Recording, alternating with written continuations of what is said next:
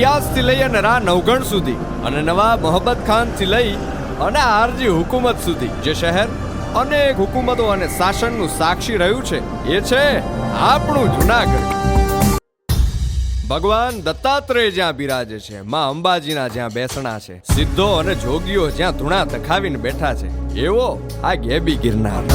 શંકન કંકન દીશ નિવાસન શાસન આસન ઈશ નિરાળ નિકાળ ત્રિકાળ નરેશ આદેશ આદેશ આદેશ આદેશ કૃપાળ કૃપાળ કૃપાળ કૃષ્ણ વડાળ શૃંગાળ છત્રાળ કિશન મૃણાલ પૂજાળ. જૈન ધર્મે જેને ઉજ્જૈન પર્વત કીધો, ભગવાન નેમિનાથે જ્યાં તપસ્યા કરી, એવો આ ગરવો ગઢ ગિરનાર. આમ તો આખા ભારતમાંથી શ્રદ્ધાળુઓ દર્શન કરવા માટે થઈને અહીંયા આવે છે અને એ લોકો એવું માને છે કે આ 10,000 પગથિયા ચડી અને ઉપર ગુરુ શિખરે પહોંચીએ ત્યારે જે આનંદ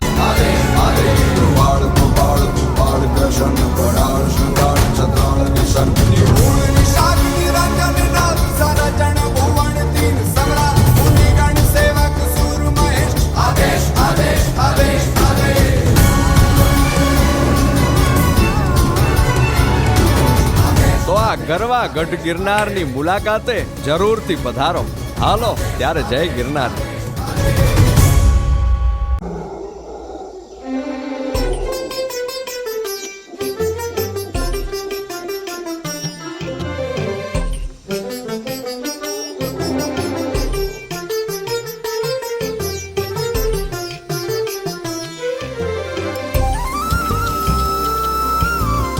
પ્રકૃતિ છે ને એ માના ખોળા જેવી છે. માના ખોળામાં જેમ બાળક આવે અને આપોઆપ રાજી થઈ જાય, ખુશ થઈ જાય, મોજ આવી જાય એને, એમાં પ્રકૃતિના ખોળે જ્યારે માણસ આવે છે ને ત્યારે એનો અંતરાત્મા ખીલી ઉઠે છે, એનો અંતરાત્મા રાજી થઈ જાય છે, અંદરથી એક મોજ આવે છે.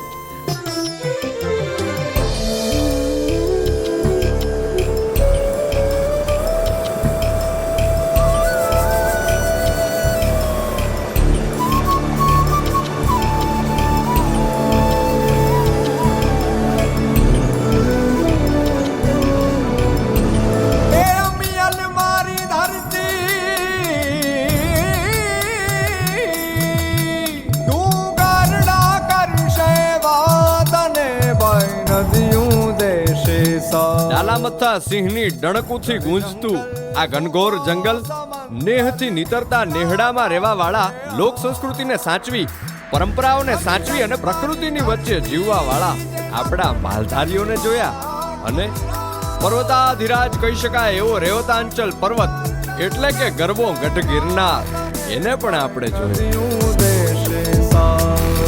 આજે આપણે સોરઠ પ્રદેશને જાણ્યો, આ સોરઠની ધરતીને, આ ગીરના જંગલોને જાણ્યા અને માણ્યા. આ હતી આપણા મલકની વાત. આ છે અન્ય ધરા ગુજરાત.